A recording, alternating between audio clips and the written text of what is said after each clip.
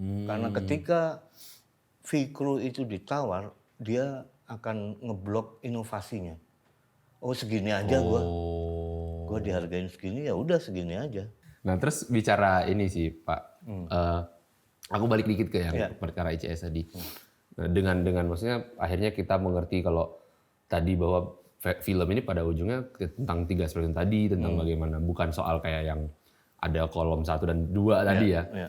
Nah cuma misalkan ngomongin regenerasi akhirnya, aku mau jadi sinematografer gitu kan, mencapai titik itu melewati proses yang kayak apakah jadinya dengan ICS-nya hadir gitu, itu bisa membantu untuk membangun kayak jalurnya mereka untuk ke sana tuh gimana gitu. Ngebangun itu juga nggak sih? Niatannya iya, tapi belum 100% lah ke arah situ. Tapi dengan ICS bikin program pendidikan atau apa, ICS itu sebenarnya lebih concern ke pendidikan sebenarnya. Oke. Jadi ya, lewat program-program pendidikan ICS lah yang ngajar kan member-member tuh. Nah itulah kita pingin ikut lah. Kalau bisa masuk ICS dulu baru kamu keluar, atau masuk kuliah atau mau ke KFT atau mana terserah. Yang penting punya standarisasi dulu lah. Biar masuk industrinya itu nggak belajar, kamu enak banget belajar di produksi gitu, dibiayain sama PH. Itu kan nggak fair. Kalau bisa kamu udah punya modal dulu. Tapi kenyataannya kan kalau masuk di industri film, kamu dibawa siapa, bukan kamu bawa apa. Itu problem di kita. Jadi ya industri ini kan masih industri pertemanan gitu. Industri yang nggak dibawa atau belum dibawa oleh knowledge gitu. Oleh link ya. Kamu karena temannya siapa masuk dunia itu tanpa punya basic industrinya kayak apa gitu kan. Nah itu kan juga problem di industri ini gitu. Ya jadi ketika industri ini masih dibawa oleh pertemanannya, umur kerja kamu jadi pendek. Ya kamu paling 3 tingkat generasi di atas kamu sama 3 tingkat generasi di bawah kamu. Nah hitung aja 3 tahun kamu sendiri 3 tahun 9 tahun Pak umur kamu di industri. Kira-kira kamu bisa bertahan lebih, itu kamu pasti punya spesial knowledge. Karena jadi gampang di replace ya akhirnya. Iyalah. Karena bergantung link. Kita kan ngalamin tuh. Waktu pandemi, berapa generasi itu ditahan. Nah, itu collapse Pak industri Pak. 3 generasi itu ditahan. Ketika COVID dibuka, wah, orang cuma cari kesempatan. Dia nggak cari, istilahnya nggak cari gua harus fee berapa. Dia nggak penting yang kesempatan. Setelah industri COVID dibuka, buyar Pak. Terutama kita yang udah lama-lama, yang udah nentuin standar fee kayak apa, rontok Pak. Industri itu kan bener. pasti cari murah Pak, nggak cari pinter. Mereka kan nggak jual kualitas. Dan yang nyambil juga banyak gitu ya. Iya juga ya. Itu berarti maksudnya menyelesaikan masalah itu akhirnya gimana Pak? Kan ke depan maksudnya gini, pada akhirnya akan tetap ada kan orang-orang. Misalnya kayak aku nih belum masuk ke ICS nih, tapi kayak main lah proyek ini ambil gitu, proyek ini ambil. Jadi kan kayak nggak ada standarisasi juga. Ya nggak apa-apa, tapi kan ketika industri ini dibawa oleh knowledge, batasan knowledge-nya yang dipakai. Makanya kamu di luar tuh, mereka kalau pensiun bukan karena dipensiunkan oleh generasinya Pak, karena dirinya sendiri. Oke, gue cukup deh, gue mau pensiun. Kalau kita kan dipensiunkan oleh generasi, bener. Gitu. Kayak udah tua nggak laku lagi gitu ya. Karena udah nggak punya pertemanannya gitu loh. Knowledge-nya mungkin masih jalan Pak. Banyak orang-orang yang masih punya potensi tapi nggak kepake karena nggak chemistry, nggak segenerasi, nggak apa. Ya ini kan bukan gini bangun industri gitu. Iya. Itu akan menghasilkan problem lebih besar lagi ketika yang punya knowledge dan memupuk knowledge itu bertahun-tahun nggak tersalurkan. Pak. Iya kan, akhirnya yang regenerasi orangnya doang ya. Iya. Knowledge-nya nggak Pak. Ilmunya ulang lagi. industri film kita tuh kayak cari poco-poco, langkah 2 kali, mundur 1 kali, gitu terus. Karena nggak terjadi regenerasi keilmuan di dalamnya. Bolak-balik gini lagi. Iya. Iya juga, itu jadi problem, memunculkan problem lebih besar malah itu jadinya. Karena nggak ada maksudnya ya akhirnya. Satu itu ya, kedua, di kita itu profesi itu jadi penjara. Jadi kalau kamu udah askam, umpamanya naik jadi DOP, kamu nggak bisa ambil kerjaan askam. Kalau aku syuting di luar, askamku itu DOP, Pak. Ya. Gafferku itu kadang DOP juga, gitu loh. Ya. Jadi di sana karena asosiasinya udah bener, oke, callingan DOP nggak ada, callingan askam. Kemampuan atau pengalaman kita jadi askam itu kan built-in dalam diri kita. Ya. Nggak bisa hilang, Pak. Dan itu keahlian itu harus dipupuk dengan cara kayak gitu. Kamu lihat film Panic Room. DOP-nya Darius Khondji. Terus dia pakai namanya DOP Michael Balfos. Itu DOP senior. Banyak DOP yang pernah magang jadi asisten dia. Michael Balfos itu shoot yang dari lubang kunci terus kemana, terus ke atas loteng. Dia hire, Pak, padahal itu juniornya.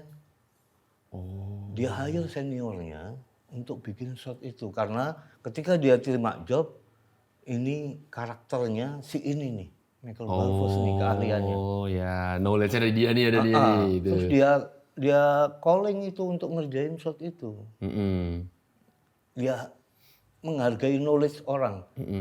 Jadi setiap karakter itu kan unik. Kamu anak orang kembar aja beda kan? Ya, keunikan itulah nilai jual kita kan, karakter unik itu. Nah, di kita kalau dapat job, meskipun itu bukan karakternya, Pak, bukan keahliannya, bukan kemampuannya, dia terima.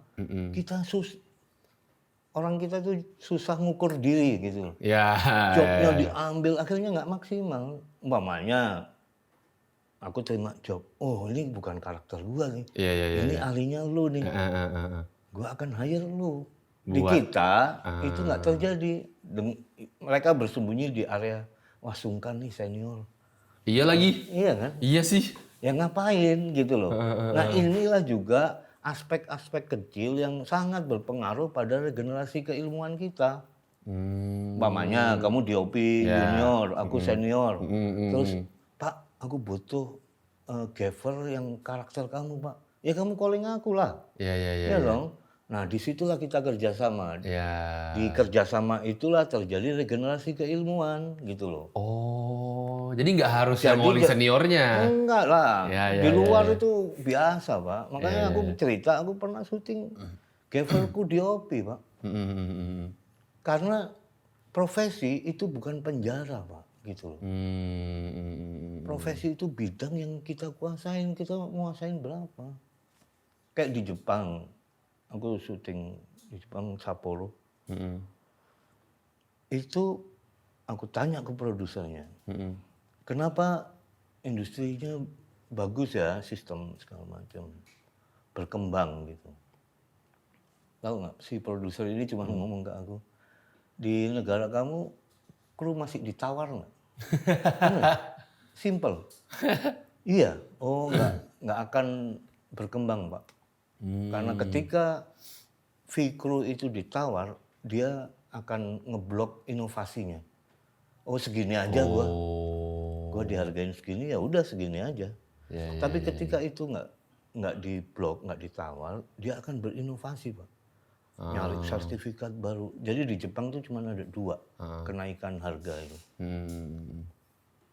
1 sertifikat. Umpamanya gue senior, gue cuma punya 10 sertifikat, kamu junior 15 sertifikat, kamu lebih gede fee-nya. Oh bisa gitu ya? Iya, sertifikat itu kan lambang standarisasi keilmuan yang kamu punya. Nah, tapi kalau sertifikat di sini juga susah juga sih, Pak, masalahnya, Pak. Gitu kan? Ya semoga. Ngedip dikit jadi sertifikat tuh kayaknya tuh. Ya semoga ICS goal nih soal LSP-nya. Tapi yakin Mbak ketika ICS Mbak jadi goal nih misalkan, perkara standarisasi tadi, tidak mungkin terjadi adanya kayak misalkan mau dapat sertifikat nih Pak Arif, boleh kayak Pak gitu. Kebetulan direkturnya gua kayaknya nggak Yoi. Soalnya ya itu kan, maksudnya ngomongin sertifikat kayak nggak tahu sih aku pribadi ya Pak. Aku ngerasa di sini aku juga pakai manusia juga biasa ya. Kalau ya aku nggak akan main itu kalau kecil, kalau gede ya. Kalau gede ya kita pikirin lagi lah ya. Kalau gede bisa pindah tempat dulu nggak gitu maksudnya? Tapi insya Allah enggak lah. Ya. Itu sebenarnya tapi juga berarti nggak asosiasi yang menerapkan itu nggak cuma ICS berarti dong harusnya ya? Oh ya banyak. Asosiasi lain juga nerapin itu. Ya KFC juga ada. Nah cuman kan ya ini di luar organisasi ya. Ini kan udah PT ya. Ya udah strategi bisnis aja yang kita mainkan. Apa mau main kualitas, kuantitas atau apa kan kita plan bisnisnya kayak apa gitu kan. Ya paling enggak kita concern lah dengan kualitas di industri ini. Kalau paling enggak sinematografinya bener lah ya. Itu. Berarti kalau ngomongin misalkan ngomongin standarisasinya misalkan, contohnya gimana Pak? Standarisasi untuk kayak setidaknya dia masuk grade apa misalnya gitu? Ya gini lah, kemarin kita lagi uji kompetensi. Uji kompetensi itu uji asesor-asesor. Gitu. Oke. Nah, kita ada 3 DOP itu kita uji kemarin. Terus kita uji, terus kan ada sidang pleno, gua yang mimpin kan. Nah, itu gua baru tahu bahwa pemahaman asesor, jadi ini kan LSP itu kan pertemuan antara administrasi dan estetik gitu, pengetahuan estetik. Estetik itu kan agak apa ya, agak fluid gitu. Iya. Nggak bisa dipakemin banget gitu ya. Nah, disitulah kita baru akhirnya cari, harus ada SOP-nya nih. Kalau bahas kayak gini, ini yang sering orang ngomong, sering orang lakukan, tapi sebenarnya meleset gitu. Iya. Di Kopase shot, ada ujiannya di Kopase shot. Bagaimana kamu mendikopase shot cerita kayak gini? Di Kopase shot itu kan editorial thinking. Ya. Berarti harus mempunyai unsur-unsur editingnya kayak gimana? Ya. Namanya editorial thinking. Benar. Nah, apa sih di Kopase shot? Nah, setiap asesor beda-beda. Jawabannya. Kan itu 3 ini tapi ditukar-tukar gitu. Iya. 3 asesi ditukar-tukar dengan 3 asesor. Ternyata ada ketidaksamaan tentang di Kopase itu. Nah, di Kopase dengan editorial thinking itu kan kita harus merujuk pada immobile cutting, cutting yang bergerak, dan mobile cutting, cutting yang tidak bergerak. Dalam satu di Kopase itu kan ada master shot. Apa sih master shot? Itu wadah. Wadah tempat bertemu dan keluar masuknya editing yang bergerak dan tidak bergerak. Ruang netralnya gitu lah ya. Dia pasti ketemu di situ kan. Ya. Oke, kalau mobile cutting, makanya dia masuk ke master dengan follow. Ya. Nah, itu mobile cutting. Immobile cutting dengan cut. Nggak bergerak nih, cuman tek kayak gitu. Nah, berapa persen itu, makanya kamu pakai rumus bilangan prima aja.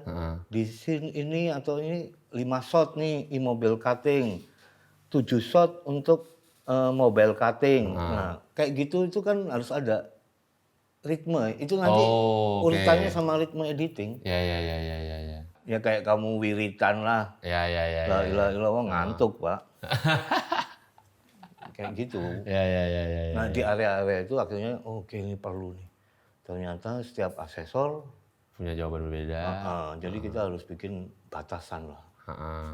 SOP-nya kayak gini nih, kalau jawaban bisa apa aja selama masuk dalam koridor SOP. Koridor SOP ya.